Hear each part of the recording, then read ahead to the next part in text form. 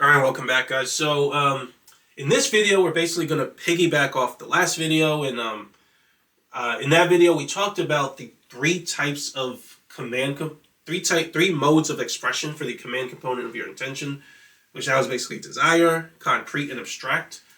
Now we're going to talk about those things in a way that makes it a little bit easier to use those in practice, right? So we haven't talked about how to actually charge your subconscious yet, but as you can imagine, it might be a lot to constantly think of these three components all the time. And in practice, that isn't really what you would do, although it's good to know about them, separately.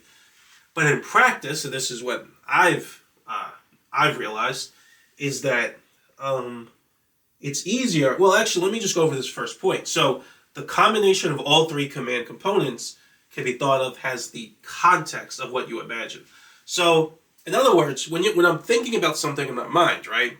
Or let's say I produce some intention and I have some scene. So every intention, like I said before, has all three command types. So, and we'll get to this in a little bit. But let's say I produce some scene in my mind, right? Some situation happening that has the information. So it has it's expressing relationships between different people. Actually, I think in the book I used the example of a bank robber. Let's say I imagine a robber that's in a bank in my mind, right? And he's robbing the bank, and there's people there. They're all scared, and the cashiers are scared, right? In order to imagine that scene, my intention has to express multiple different things. So, in terms of expressing the sensory part or the concrete part, that's all the visual part. So that's everything I'm seeing in my mind. If I imagine them speaking, then that'll be the audio and so on and so forth.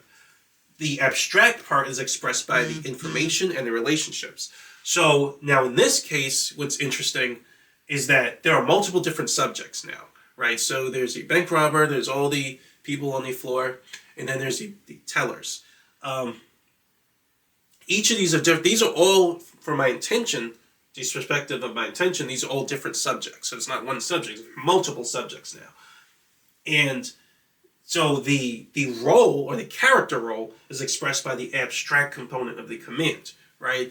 This is a teller, right? This is a citizen or an innocent bystander. This is a bank robber.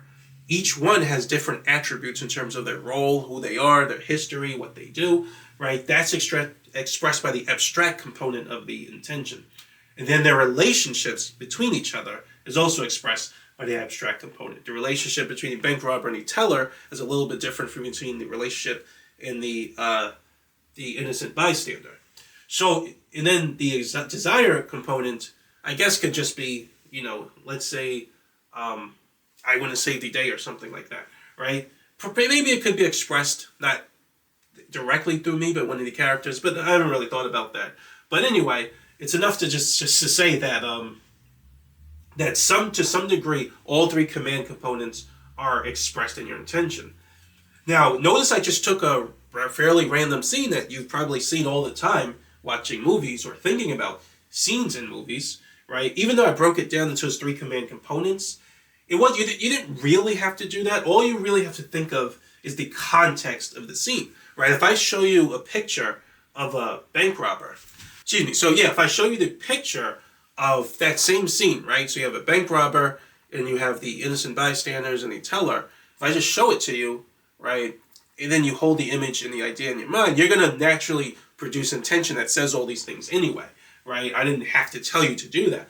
But what you're really going to be doing is focusing on the scene and kind of thinking about the context of the scene. So I find that when I'm imagining things in my head or trying to do things with my intention to control my subconscious, I constantly focus on the context of these scenes in my mind.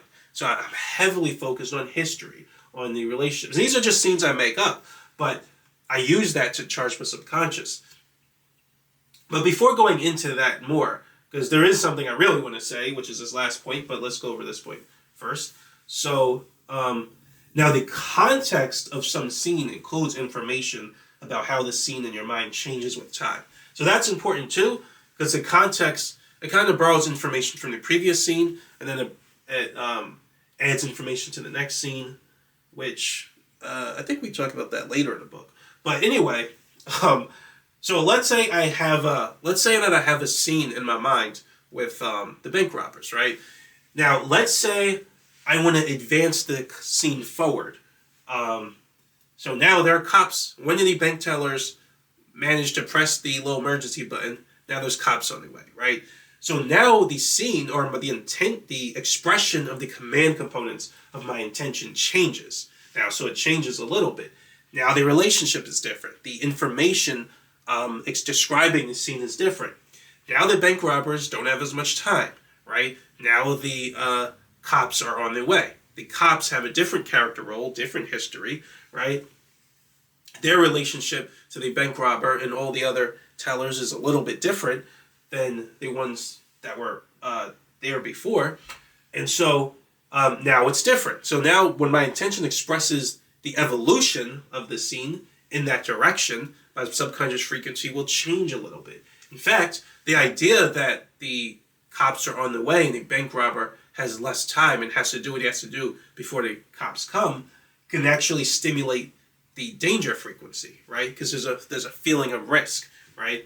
So it can stimulate the danger frequency from my body, which helps to charge the subconscious at the danger frequency, which is why you usually see something like that in a lot of action movies. But you can see that I was able to kind of change the frequency of my subconscious by changing or making the initial context evolve with time, right? Now, let's say I get the cops to come there, and let's say they're in a shootout or something with the bank robber, right? My subconscious will keep changing little by little, depending on which how the context evolves or what direction the context changes in. Now, if I just randomly actually, before I even say that, let's say that they get the bank robber, they're arresting him, and they're putting him in the car, right? When my subconscious expresses that scene, which is going to include a little information from all the other scenes, my subconscious will be on a certain frequency to alter my perception to perceive all of that. Now, let's say I don't do any of that first. I just show you some random scene of some bank robber in a car. Your subconscious won't respond at the same frequency, nor will it have charged from any of the other scenes. That has to do more with memory, but for now, you can just say it won't be on the same frequency to express that scene because it doesn't mean anything to you, right? You didn't get to that scene from the evolution of other scenes, right? It generally only has more meaning, or it's going to impact your subconscious frequency if it had to evolve from another scene. So, in other words, the best way to control your subconscious. Actually, let me just get into this, and then I'll kind of bring it all home. So, if you think about it, the idea of a context constantly evolving or changing with time, right? Not in some instantaneous way, or discontinuous way. So I'm in one scene and I jump to some random other scene with all new characters, all new everything, right? That doesn't really happen, right? If I do it more smoothly, in mathematics it would be considered smooth or continuous, right? You would normally think of that that's what stories are, right? So when you have a story, you generally start, let's say at the very beginning of a story, you generally start with some random character, who at the time is random because they're new, some random character, some random scene, but then the story evolves, and it keeps changing, the context keeps changing, and you get new characters, and the main characters are in different environments, and they're dealing with different problems. And as all of these scenes change, right, the context changes or evolves with time. But even by the end of the story, that context that you see with the main characters is still a reflection, or in some way, shape, or form, a product of the initial scene, right? So the context just grew, but it never really, it wasn't discontinuous. You didn't just jump to some random other context that had nothing to do with those initial characters, that initial story. So stories, let me go to the start point now. Stories are the primary / ideal data structure to use to command the subconscious. That's a very computer science way of putting it, but in computer, so if you're into computer science, then you know what I'm talking about. But in computer science, there are things called data structures. So data structures are basically, the best way to describe them, they're basically computer, how do I want to word it? They're kind of information structures, right? That computers can create or emulate is probably the right word, but they're information structures that can be emulated by computers to hold information, right? And they can hold certain types of information, and some data structures are very good at processing information in a very specific way. So you can have something like a linked list, which linked list, actually no, I don't need to go into there's no real reason to go into them. But linked list, I'm remembering why I was thinking of linked list, because that's a little bit similar to what we're going to talk about in chapter 13, because your subconscious can actually use a data structure kind of like a linked list when it comes to charging itself for the purpose of performance. But yeah, that doesn't matter. So there's linked lists, there's stacks, there's queues, there's arrays, and then there are others. But when it comes to commanding the subconscious, right, you want to use stories. So this is why stories are so important for entertainment, right? You see them in virtually every form of entertainment. Before electronics existed, right, people entertained themselves using stories. And the reason stories are the perfect data structure for controlling your subconscious, controlling what frequency it's on, is because of all this. Normally, most people don't think about all this, right, when they're thinking about a story. But we basically went through all that just to kind of get to this point, right? So your stories are going to be your main key for controlling your subconscious. So they're what I use, right? So if I'm trying to control my subconscious, I'm always using some type of story in my mind, right? I know it might seem a little kind of strange to say now, but it'll make more sense later when you start controlling your subconscious, right? So, so remember what I was saying in the beginning, when I was learning how to charge the love frequency, I noticed that certain types of stories, right, would help me to charge it. That's because of this principle. So stories allow you to focus on multiple subjects, right, at once, right, which we've mostly been talking about single subjects, but in reality, you're going to be dealing with multiple subjects. So when you have a story, you have multiple characters in some scene, you have some environment, or you can have more than one environment, or switch between different environments. And there are multiple relationships. So some characters will have a relationship to this character, and they will have one relationship to this character and a different relationship to that character. And then all those characters will have relationships to other characters, right? And all your intention can express all of those relationships at once, focus on all of those characters at once, and express some desire related to all of them at once. Now, the thing that's important is in all of that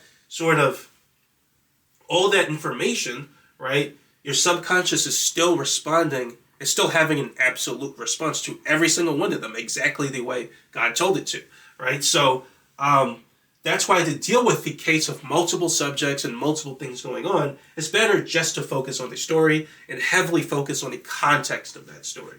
Because once you get used to that, when I was doing with the love frequency, I would focus on a particular story and I would heavily focus on the context. And I would notice that if I told the story a certain way or perceived it in a very particular way, with a certain background, a certain history, things like that, I would notice I could feel the emotion more strongly, or from charging another emotion, right? It would just come in more strongly. Certain stories favor, and that's because of this principle, certain stories favor certain subconscious frequencies, right? So if I want to charge my subconscious at a particular frequency, I need to keep it on or around that frequency. To do that, I need to tell a certain kind of story and tell that story in a way where my subconscious stays on the proper frequency. And that's what I learned to do. And I learned that each frequency has certain stories that favor that frequency, right? And we're going to talk more about this. Right now, we've been talking about it in terms of just imagining it in your mind, but the same principle is true of things you see in the real world. That's basically what all of entertainment is based on. So we're going to talk about that in a later video. Now, this is kind of what I said before. There are two principles we'll have to talk about: attention and reflection, before we can get into what I call entertainment theory. So we're going to talk about entertainment theory, or the theory of how things entertain you, based on these principles after we discuss those. And we're basically going to use all these ideas. But as you're going to see, stories, there's some form of a story in almost every form of entertainment that you can think of, and that's because of these principles. Stories are the primary way to control your subconscious. They're the primary, well, like I said, data structure that you would use to control your subconscious. You want the information that you're using to command your subconscious to fit the structure that stories have, in other words. So when I was trying to control my subconscious just by willing it to be true, that was a desire-based command. But that's only one. That's one type of command component. There are three, but the information expressed in that was not really in the form of a story. So my subconscious didn't really respond much to it. Right? Your subconscious likes its commands to be told to it in the form of a story. That's what it prefers. Right? So as long as you use a story, proper story, you'll be able to get it to switch to the right frequency, and then if you get it to stay there, it'll charge up at that frequency. We'll talk about charging in the next chapter. We won't talk too much about how to control it yet, but we'll talk about the basic premise of how to charge the subconscious in the next chapter, chapter 8. So yeah, there's one aphorism I like to use, which I forgot to mention. When I got the hang of charging my subconscious by telling some story, I would always use the term context as frequency. So that's very important. The context is, you almost want to think of the context of what you're seeing as being the same thing as the frequency. So whatever context you're on, that's going to determine what frequency your subconscious switches to. So it's useful to remind yourself of this principle by thinking context is frequency, right? But in the end, the main thing you want to remember is that stories, telling a story in your mind, is going to help you charge at a certain frequency. Again, each frequency has a learning curve. So if there's one frequency you want to get used to charging, you want to keep telling different stories in your mind and see which stories and how you need to tell these stories to keep your subconscious on that frequency. And as you get used to it, you're going to start to get a sense of what stories are best for charging certain types of frequencies. Again, we're going to talk more about this in terms of entertainment theory a little later. But yeah, I think for now, this is explanatory enough, right? But yeah, so that's pretty much it. In the next video, we're going to talk about the role that attention plays in charging the subconscious, because that's really important too, right? So yeah, thanks for watching, and I'll see you next video.